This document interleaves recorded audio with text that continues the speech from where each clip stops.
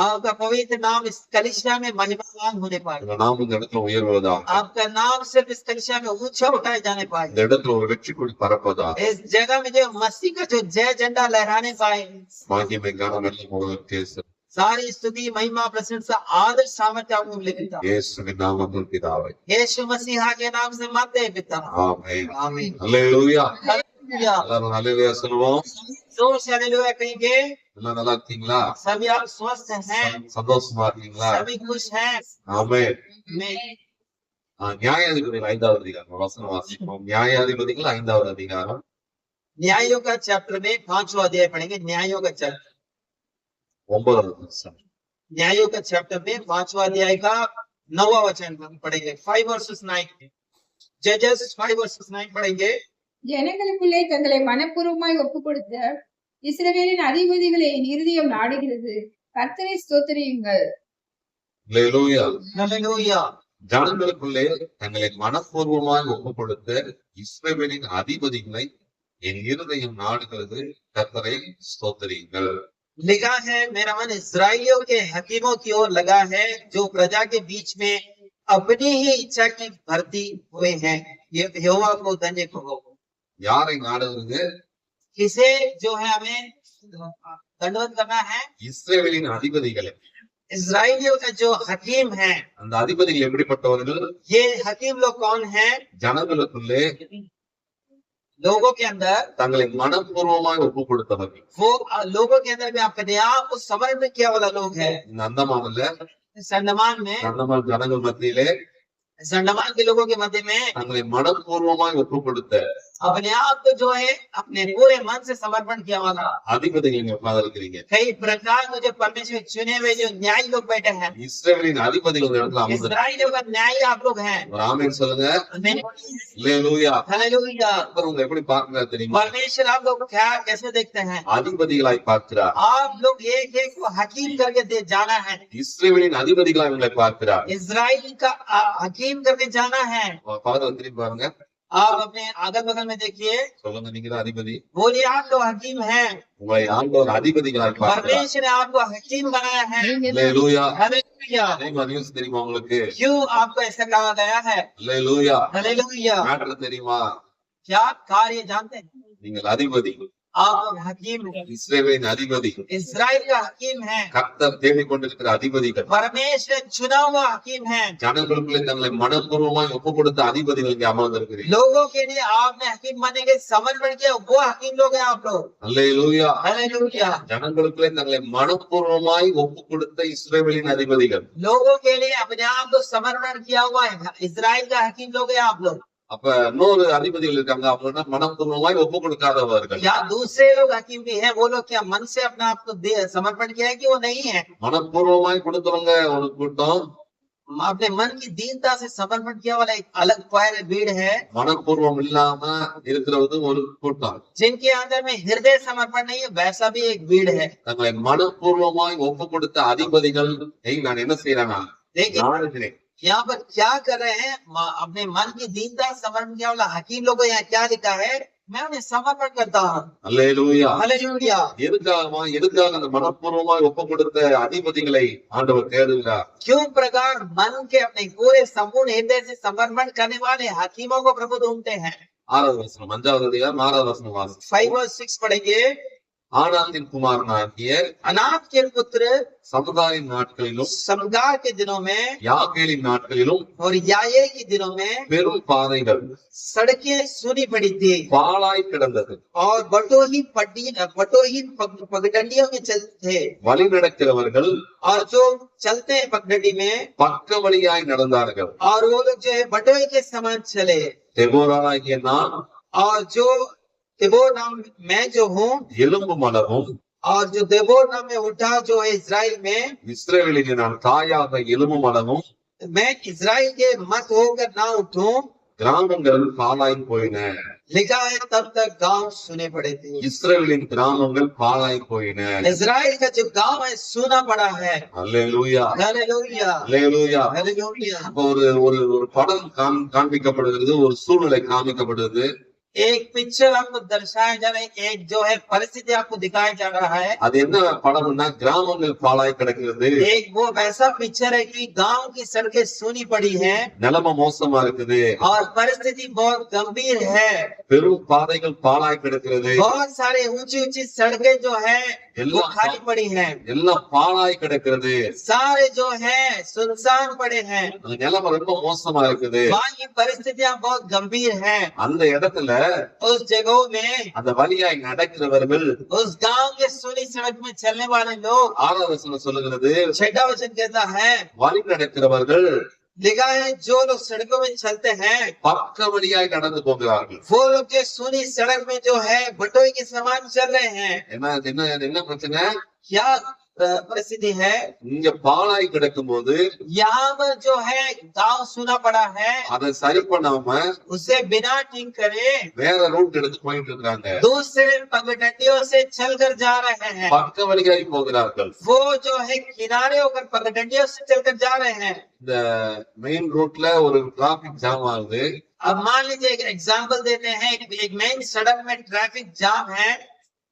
10 நிமிஷம், அரை மணி நேரம், 1 மணி நேரம் டிராபிக் ஜாம் ஆயிட்டு இருக்குது. ऐसा हो सकता है 10 मिनट है, आधा घंटा, 1 घंटा भी हो सकता है।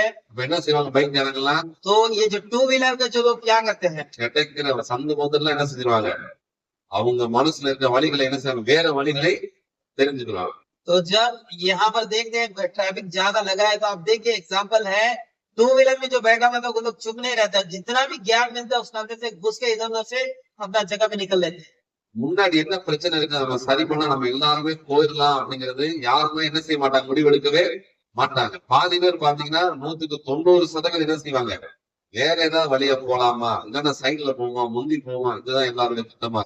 उस ट्रैफिक के भीड़ में खड़े वाले लोग सिर्फ और सिर्फ अपना ही जो है सेल्फिशनेस सोचते हैं कि मैं कैसे पहुंचूं, ये नहीं सोचते कि सभी कैसे पहुंचेंगे।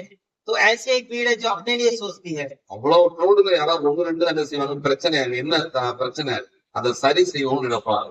यहाँ पर इस ट्रैफिक में खड़े वाले कई 100 का भीड़ में से 1-2 जन सोचेंगे, खड़े रहेंगे, सोचेंगे क्या वहां पर प्रॉब्लम है। நமக்கும் இந்த சம்பவம் நிறைய நம்மளும் செஞ்சிருப்போம். हम लोग भी ऐसे परिस्थिति में जो है बाइक में निकलने की तरह निकल गए होंगे। நம்மளும் ரொம்ப குறுக்கு வழியில பக்க வழியை தெரிஞ்சு போயிருப்போம். हम लोग की ड्यूटी का कारण जो है ऐसा कहीं कोनाकानी से निकल कर चले जाते हैं। எதனாலன்னா இது என்னுடைய வேலை இல்லைன்னு நினைக்கிறோம், ऐसा सोचते हैं, हम भी सोचते हैं कि ये मेरा काम नहीं है, இல்லைன்னா எனக்கு நேரம் ஆயிடுச்சுன்னு நினைக்கிறோம், क्योंकि ऐसा भी सोचते हैं कि इंसानी रूप में कि मुझे लेट हो गया है, இல்லன்னா என்னால இதை முடியாதுன்னு நினைக்கிறோம். क्योंकि ऐसा सोचेंगे मुझे इससे क्या मतलब, मैं क्या करूंगा। அதனால என்ன செய்யணும், வேற ரூட் எடுத்து போயிடும். इसीलिए क्या करते हैं हम लोग, वो उसे देख के बगैर चले जाते हैं। ஆனா ஒரு சிலர் அந்த தளத்துல இறங்குறாங்க, लेकिन इसमें से 100 में से 2 जने उसमें उतरते हैं। அவங்க என்ன நினைக்கிறாங்கன்னா वो लोग क्या सोचते हैं, இது என்னுடைய வேலைன்னு நினைக்கிறாங்க, लोग सोचते हैं कि परिस्थिति क्या है, देखिए मेरा काम भी तो है, இந்த பிரச்சனை என்னால சரி செய்ய முடியும்னு நினைக்கிறாங்க. क्या ये प्रॉब्लम तो मैं सॉल्व कर सकता हूँ, करके सोचते हैं। இவ்வளவு ஒரு டிராபிக் கிளியர் ஆகுறதுக்கு என்ன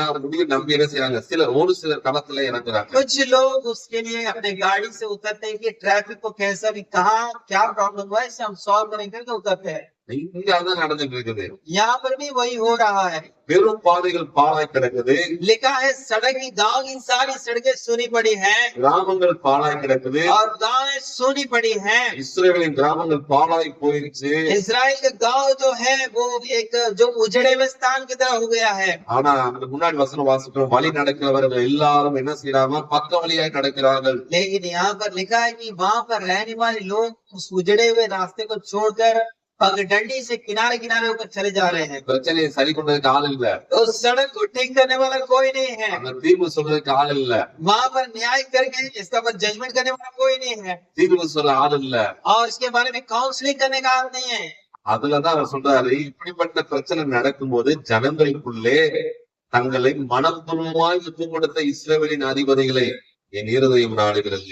इसलिए यहाँ पर कहते हैं कि इस तरह परिस्थिति में अपने आप को दीनता से समर्पण, किसके लिए, लोगों के लिए समर्पण करके वहां पर खड़े होकर वहां पर हकीम बनने के लिए, लोगों के लिए मेरा मन विचलित ஏன்னா நிலைமை ரொம்ப மோசமா இருக்கு, இதுக்கு நான் செய்யறேன்னா வேற யாரும் செய்ய மாட்டாங்க, நான் இந்த களத்தில் இறங்கி ஆகணும்னு மனப்பூர்வமாய் தங்களை ஒரு சிலர் ஒப்பு கொடுத்திருக்கிறார்கள். इसी तरह कई परिस्थिति में अगर मैं ना उतरूंगा तो प्रॉब्लम सॉल्व नहीं होगा, बाकी लोग नहीं जा सकते, बाकी लोग फंसे रहेंगे, तो अपने आप को समर्पित करते हैं, अपनी गाड़ी रोकर उतरते हैं और कहते हैं कि मैं क्या कर सकता हूँ। ஆமென் சொல்லுங்க. आमीन। அல்லேலூயா. நம்மளும் நிறைய பாழாய் கிடக்கிற காரியங்களை பார்த்து கொண்டு இருக்கிறோம். आज पृथ्वी में भी हम देखते हैं कितने जो उजड़े हुए गांव हैं, उजड़े हुए स्थान है, सड़क है। யாராவது சரி பண்ணுவாங்கன்னு பாக்குறோம். हम लोग देखते हैं क्या कोई ठीक करेगा, இல்லன்னா வண்டி ஆக்சிடென்ட் ஆகிட்டு இருக்கிறோம். या फिर देखते हैं कहीं एक्सीडेंट भी होता है। இல்லன்னா வண்டி ஆஃப் பண்ணி பசாங்க படுத்துருவோம். இப்ப சரியாகாது, என்ன பண்ணிடுறோம், ஆஃப் பண்ணிட்டு படுத்துருவோம். या फिर ऐसा करते हैं कि सड़क ऐसा है, ये ऐसा है कि अपना गाड़ी को बंद करके घर में सो जाते हैं। இல்லன்னா வண்டியை திருப்பிட்டு வேற ரூட்டை பார்த்து போயிட்டே இருக்கிறோம். या फिर ऐसा करते हैं कि गाड़ी घुमा के अच्छा सड़क जाए, वहां से निकलने को देखते हैं। இன்னும் பிரச்சனையாவே இருக்குது. लेकिन यहाँ पर परिस्थिति जो सड़क जो सूना पड़ा है वो सूना ही पड़ा है। இன்னைக்கு இந்த பிரச்சனைகளை சரி செய்ய आज इस परिस्थिति को ठीक करने के लिए இஸ்ரவேலின் அதிபதிகளை கர்த்தர் நாடுகிறார். इजराइल का जो हकीम लोगों को परमेश्वर से देखते हैं। இங்க இருக்கிற அதிபதிகளை கர்த்தர் நாடுகிறார். यहाँ पर जो हकीम आप लोग बैठे उन्हें परमेश्वर देखते हैं। தங்களை மனப்பூர்வமாய் கொடுக்கிற உங்களை நாடுகிறார். आपको जो अपने मन के दीनता से समर्पण करके आपको देखता है। அல்லேலூயா. हालेलुया। அல்லேலூயா சொல்லுவோம். हालेलुया कहेंगे। தீவுல பல காலங்கள் பாழாய் கிடக்குது. इस अंडमान निकोबार द्वीप समूह में जो कई प्रकार के उजड़े हुए मार्ग हैं, उजड़े हुए जगह हैं। நம்முடைய வீட்டுல பல காரியங்கள் பாழாய் கிடக்குது. हमारे घरों में, हमारे जो है सगे संबंधी को जगहों में कई जगह में उजड़े हुए हैं। நம்முடைய பிள்ளைங்க வாழ்க்கையில நிறைய விஷயம் பாழாய் கிடக்குது. हमारे बच्चों के जीवन में कई चीजें जो उजड़े स्थान की तरह है। நம்ம வேலை காரியத்துல பல காரியங்கள் பாழாய் கிடக்குது. हमारे काम करने की जगहों में भी कई जगह उजड़े हुए हैं। திருமண காரியங்கள் சொல்லிக்கிட்டே இருக்கலாம். मैरिज के कार्य को बता सकते हैं। பல காரியம் பாழாய் கிடக்குது. इस तरह कई प्रकार का एग्जाम्पल दे सकते हैं कि जुड़ा हुआ है। ஒரு இம்ப்ரூவ்மெண்ட் இல்ல, कोई भी जो है बदलाव नहीं है, ஒரு மாற்றம் இல்ல. कोई जो है नया बदलाव नहीं है, பிரச்சனை நம்மள நெருக்கிக்கிட்டே இருக்குது. और परिस्थिति हमें घेरे हुए है, அடுத்த கால் வைக்க முடிய மாட்டேங்குது. और आगे जो है 4 कदम नहीं ले जा रहे हैं। இன்னைக்கு கர்த்தர் அதை மாற்ற விரும்புகிறார். लेकिन आज कहते हैं कि मैं उसे बदलूंगा। நீங்க டிராபிக் கிளியர் ஆக போகுது. अभी आज जो है जाम और ट्रैफिक क्लियर होगा। ஆமென் சொல்லுங்க. आमीन।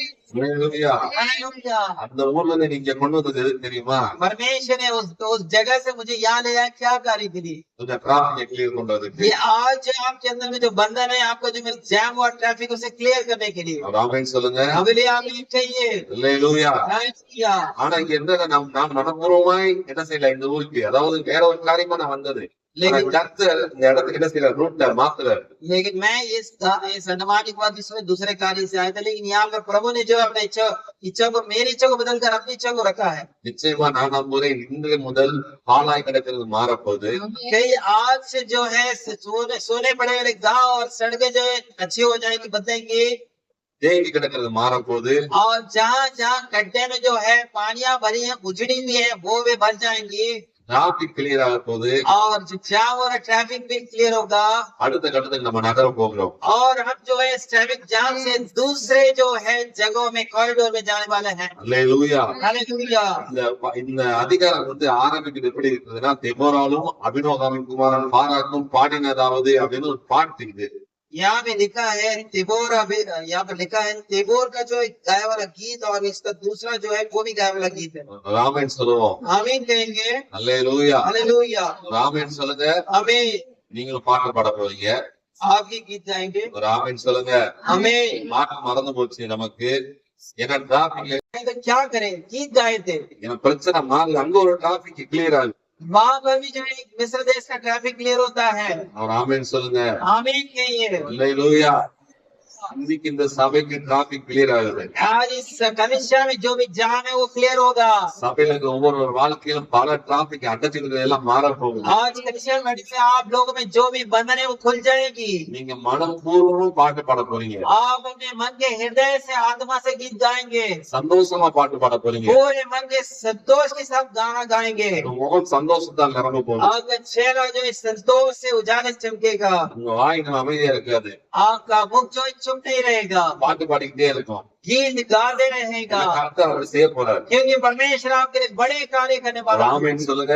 आमीन। அல்லேலூயா சொல்லுங்க. हालेलुया। நீங்க ஆண்டவர்ட்ட லிஸ்ட் போட வேண்டாம், எனக்கு அது செய்யுங்க இது செய்யுங்கன்னு சொல்லிட்டு ஒரே ஒரு பிரேயர் ரெக்வெஸ்ட் பண்ண போறோம். आप परमेश्वर के लिस्ट ना करके मुझे ये करिए वो करिए करके आप सिर्फ एक प्रार्थना करेंगे। ஆண்டவரே நல்ல பாட்டு பாடணும் மட்டும் கேளுங்க. परमेश्वर में आपकी एक आराधना जो है अच्छे गीत से गाऊं करके। அல்லேலூயா. हालेलुया। இருக்கிற எல்லாருக்கும் நிச்சயமாக பாட்டு இருக்குது. सभी के हृदय में अच्छे अच्छे गीत समर्पण है। இந்த அதிகாரத்துல பாடின பாடல் நீங்களும் பாடப் போகிறீர்கள். इस गीत में जो दबोर और शमगान ने जो गीत गाया है उसके बारे में भी गीत गाएंगे हम लोग। ஒரு ஆமென் சொல்லுவோம். एक आमीन कहेंगे। ஒரு அல்லேலூயா சொல்லுங்க. हालेलुया। அல்லேலூயா. हालेलुया। உங்களை பத்தி எனக்கு தெரியாது, என்னை பத்தி உங்களுக்கு தெரியாது. आपके बारे में मैं नहीं जानता, मेरे बारे में आप नहीं जानते हैं। நம்ம எல்லாரும் பத்தி யாருக்கு தெரியும்? हम सभी के बारे में कौन जानता है? நம்ம அப்பாவுக்கு தெரியும். हमारे पिता को जानकारी है। ஆமென் சொல்லுங்க. आमीन कहिए। இன்னைக்கு டிராபிக் கிளியர் ஆன உடனே आज आपके बंधन खुल जाएंगे। எல்லாரும் பாடகர்களா மாறணும். सभी आप जो है दाऊद के समान गीतकार बनेंगे। உங்களால பாடாம இருக்கவே முடியாது. आप लोग गीतकार नहीं रहेंगे। அல்லேலூயா சொல்லுங்களேன். हालेलुया कहेंगे। ஆமென் சொல்லுங்க. आमीन कहेंगे। அந்த உற்சாகத்துல தான் இந்த அம்மா பாட்டு பாடுறாங்க. इस उत्साह के साथ स्त्री गाना गाती ஒரு है। நல்ல காரியம் நடந்தது அம்மா பாட்டு பாடுறாங்க. एक अच्छा कार्यक्रम ने क्या उसके लिए गीत गा रही है। அந்த பாட்டுல தான் சொல்றாங்க கிராமங்கள் பாழாய் கிடந்தது. इस गीत में गाकर सुना रही है, गांव की सड़कें सूनी पड़ी है। நிலைமை மோசமா இருந்துச்சு. यहाँ पर परिस्थिति बहुत गंभीर है ஊரெல்லாம் இருளா இருந்துச்சு. और पूरे गांव में जो है अंधकार छाया हुआ है। ஜனங்களுடைய மனசெல்லாம் இருளா இருந்துச்சு. सारे हृदय, सभी का हृदय जो अंधकार से भरा है। எந்த வீட்டிலையும் சந்தோஷ பாட்டே இல்ல. किसी के घरों में जो है खुशी का गीत नहीं है। பயம் மட்டும்தான் இருந்துச்சு. सिर्फ डर था கவலை தான் இருந்துச்சு. और वहाँ पर जो है दुख था வீட்டுல புலம்பல் தான் இருந்துச்சு. और घर में जो कुड़कुड़ाने का आवाज था। ஆனா இந்த நிலத்த நாளில लेकिन इन दिनों में ஒரு சிலர் कुछ लोग, தங்களை மனப்பூர்வமாய் கொடுத்ததினால लेकिन कुछ लोगों ने अपने आप को जो समर्पण किया लोगों के लिए சூழ்நிலை மாறிவிட்டது. परिस्थितियां बदल गई। ஆமென் சொல்லுங்க. आमीन कहिए। இந்த ஞாயிற்றுக்கிழமை நீங்க மனப்பூர்வமா ஒப்பு கொடுத்துட்டீங்கன்னா इस राम देव में आपने हृदय की परिपूर्णता से आपने समर्पण किया, சூழ்நிலை மாற போகுது. सारा परिस्थिति दूर कांडमान से। அல்லேலூயா. हालेलुया। இந்த அதிகாரத்தினுடைய முந்தின அதிகாரத்துல இதனுடைய ஹிஸ்டரி இருக்குது. इससे पहले का जो अध्याय है 14वां अध्याय, उसमें एक हिस्ट्री है।